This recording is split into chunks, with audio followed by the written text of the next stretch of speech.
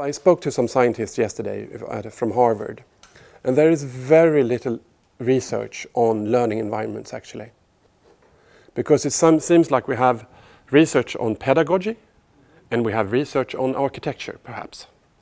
But these two fields haven't met really. But of course there are some things that we wanted to do better. For instance, we know that when we work with digital media a lot, like laptops or iPads or things like that, it affects group sizes. So if you have like a standard school with the classes being 25 to 30 pupils perhaps, that kind of breaks up. If you have digital media and like a challenge-based education, the class format with classrooms like this has to be made differently.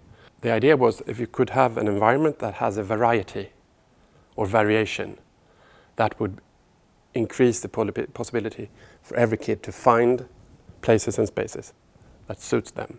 The rooms are very different from each other, most of them.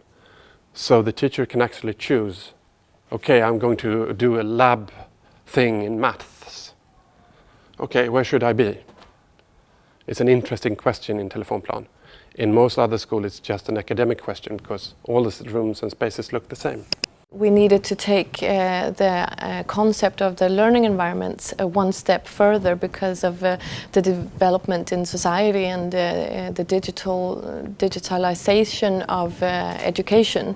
And that gives us, it was obvious that we needed different kinds of learning environments to support certain processes, learning processes. And so TelefonPlan was based on that idea. If you have a school, you have teachers, you have great teachers, and you have an environment, and the environment gives you certain, this is what you can do in this environment, but you cannot do this. It gives you possibilities, and it does give you certain things that you cannot do and achieve.